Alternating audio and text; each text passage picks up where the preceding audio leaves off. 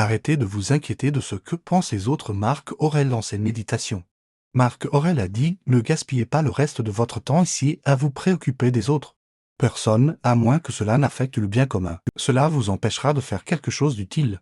Vous serez trop occupé à vous soucier de ce qu'un tel fait, pourquoi il le fait, ce qu'il dit, ce qu'il pense, ce qu'il trame et toutes les autres choses qui vous distraient et vous empêchent de vous concentrer sur votre propre esprit. » Cette déclaration profonde met en évidence un obstacle fondamental qui freine les gens dans la vie.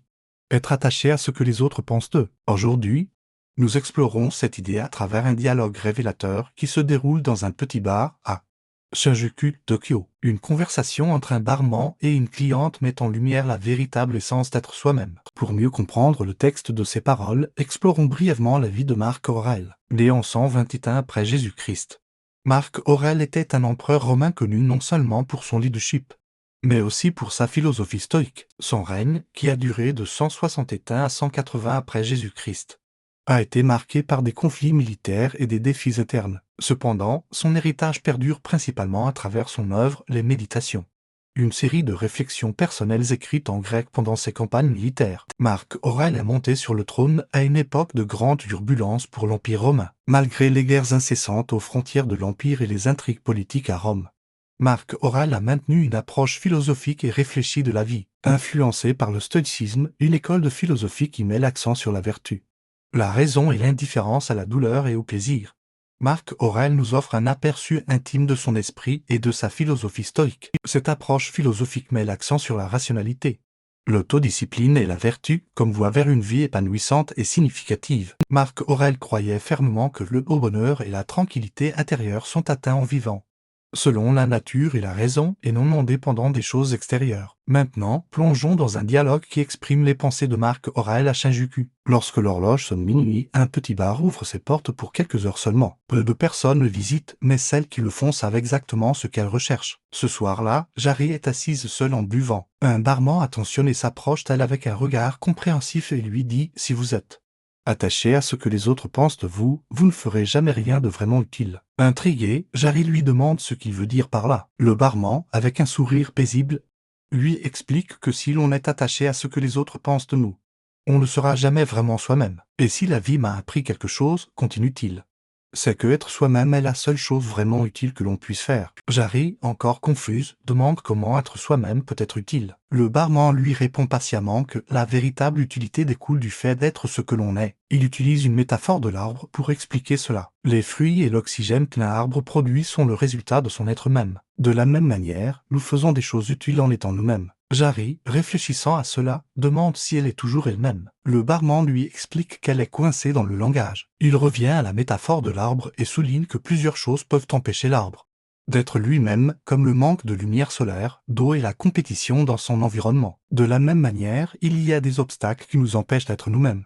Et l'un des plus grands obstacles est d'être attaché à ce que les autres pensent de nous. Curieuse, Jarry demande comment le fait d'être attaché à ce que les autres pensent elle l'empêche d'être elle-même. Le barman lui explique que pour être soi-même, il faut être prêt à violer les attentes que les gens ont de nous, à les décevoir. Si l'on n'est pas prêt à prendre ce risque, on finit par être ce que les autres veulent que l'on soit au lieu d'être soi-même. Jarry, commençant à comprendre, admet que le barman a raison, mais se demande ce qu'elle peut faire si elle dépend de ce que les gens pensent elle pour survivre. Le barman lui dit qu'elle est attachée à ce que les gens pensent elle parce qu'elle dépend d'eux, leur opinion pour sa sécurité. Cependant, si sa relation dépend de satisfaire les attentes de quelqu'un, ce n'est pas une relation réelle. Elle est prisonnière de l'idée que quelqu'un a d'elle. Jarry reconnaît que c'est vrai, mais argumente encore qu'il y a de la sécurité dans une prison. Le barman soupire, mais souligne qu'en prison, on a échangé toute sa vie contre la sécurité, en lui demandant ce qu'il reste à assurer. Jarry, pensivement, admet qu'elle n'y avait jamais pensé de cette façon,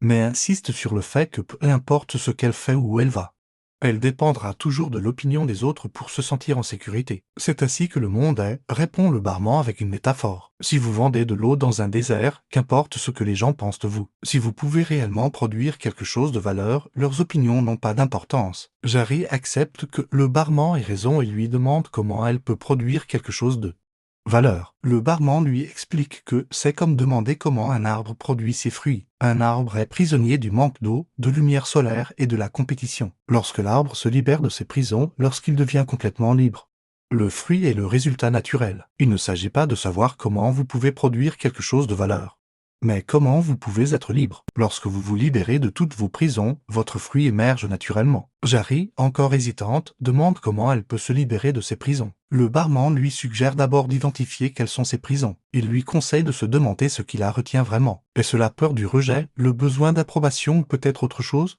Jari réfléchit et admet que c'est la peur. Elle a toujours voulu que les gens l'acceptent et l'admirent. Le barman lui explique que la peur du rejet est une prison puissante. Marc Aurèle a écrit sur l'importance de ne pas se laisser guider par la peur et de rester calme dans toutes les circonstances. L'acceptation de soi et l'indifférence à l'approbation extérieure sont essentielles pour se libérer. Jari demande comment elle peut arriver à ce point. Le barman lui dit que c'est un processus graduel. Marc Aurèle suggère la pratique quotidienne de l'autoréflexion et de la méditation sur la mortalité et la nature éphémère de la vie, en se rappelant constamment que la vie est courte. On est moins enclin à la gaspiller en se préoccupant de ce que les autres pensent. Jari demande un exemple de la façon de pratiquer cela. Le barman lui suggère de prendre quelques minutes chaque matin, dès son réveil, pour réfléchir à la journée qui l'attend, qu'elle pense aux personnes qu'elle rencontrera et aux situations auxquelles elle sera confrontée. Il lui conseille de se rappeler que leurs opinions ne définissent pas sa valeur. Il lui recommande également de tenir un journal où il peut noter ses pensées et réflexions. Marc Aurèle le faisait et cela l'aidait à rester centré et fidèle à lui-même. Jari accepte la suggestion et décide de commencer dès le lendemain. Le barman lui rappelle que c'est un chemin de découverte de soi et qu'elle ne doit pas s'attendre à des changements immédiats, mais avec le temps, elle remarquera une transformation dans la façon dont elle se voit et interagit avec le monde. Alors que Jari poursuit sa conversation avec le barman, elle réalise que la sagesse de Marc Aurèle ne se limite pas seulement à ses paroles dans les méditations, mais se reflète également dans sa vie et ses actions. Marc Aurèle ne prêchait pas seulement le stoïcisme, il le vivait activement, faisant face à d'innombrables défis avec calme et rationalité. Le barman explique à Jari comment Marc Aurèle gérait les crises politiques et militaires avec un esprit serein, en se concentrant sur ce qu'il pouvait contrôler et en acceptant ce qu'il ne pouvait pas changer. Cette pratique constante de la résilience et de l'autodiscipline est un rappel puissant que nous sommes tous confrontés à l'adversité, mais notre réponse à celle-ci définit notre caractère et notre destin. Jari se sent inspiré par cette histoire et demande comment elle peut appliquer ces principes dans sa vie quotidienne. Le barman lui suggère de commencer par de petits pas, comme pratiquer la gratitude et l'acceptation des choses telles qu'elles sont. Il lui recommande également de s'entourer de personnes qui la soutiennent dans son cheminement vers l'authenticité et l'acceptation de soi. Marc Aurèle a dit que se préoccuper de ce que les autres pensent vous empêchera de faire quelque chose d'utile. À travers ce dialogue, nous avons exploré le sens derrière cette idée, la chose la plus utile que l'on puisse faire est d'être soi-même. Et ce que nous sommes vraiment ne peut jamais être exprimé par des mots. Que nous pensions être bons, mauvais, artistes ou avocats, ce que nous sommes ne peut jamais être réduit à un seul mot. Lorsque nous disons je suis une épouse, ou je suis une mère, ou je suis musicien, ou je suis avocat, nous prenons une petite partie de notre mémoire et nous l'identifions. Être soi-même, c'est surmonter nos propres problèmes. Et vraiment surmonter nos propres problèmes est ce qui nous permet d'aider les autres à surmonter les leurs, ce qui est pourquoi la véritable valeur d'être soi-même. Mais tant que nous sommes attachés à ce que les autres pensent de nous, nous serons toujours ce que les gens veulent que nous soyons au lieu d'être nous-mêmes. Et si nous nous abandonnons nous-mêmes, nous abandonnons notre capacité à être vraiment utile au monde. Et si nous abandonnons notre capacité à être vraiment utile au monde, nous abandonnons ce qui peut être la seule véritable sécurité. D'un autre côté, lorsque nous sommes ce que les autres veulent que nous soyons, nous avons la sécurité d'un prisonnier. C'est la sécurité en échange de la vie et ce n'est vraiment aucune sécurité du tout. Alors que Jari écoute attentivement les paroles du barman, elle se rend compte que la peur du jugement des autres peut être profondément enracinée en nous. Elle se rappelle d'une expérience récente où elle a hésité à suivre son instinct créatif par crainte de ce que les autres pourraient penser. Cette expérience lui a ouvert les yeux sur le fait qu'elle avait besoin de se libérer de cette prison mentale qui entravait sa véritable expression de soi. Le barman sourit et lui dit que la libération commence par l'acceptation de soi. Il lui conseille de se répéter quotidiennement des mantras positifs tels que je suis digne d'amour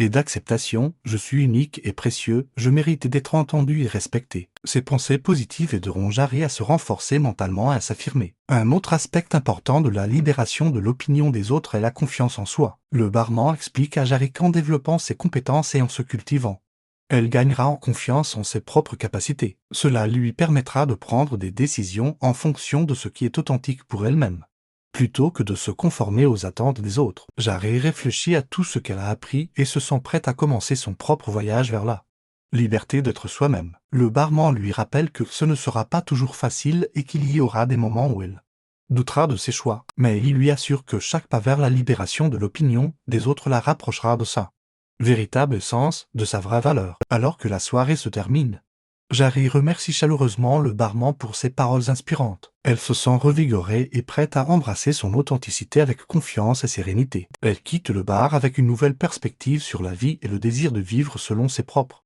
termes, sans se soucier de ce que les autres pensent. Et ainsi, le chemin de Jarry vers la liberté personnelle et l'acceptation de soi commence.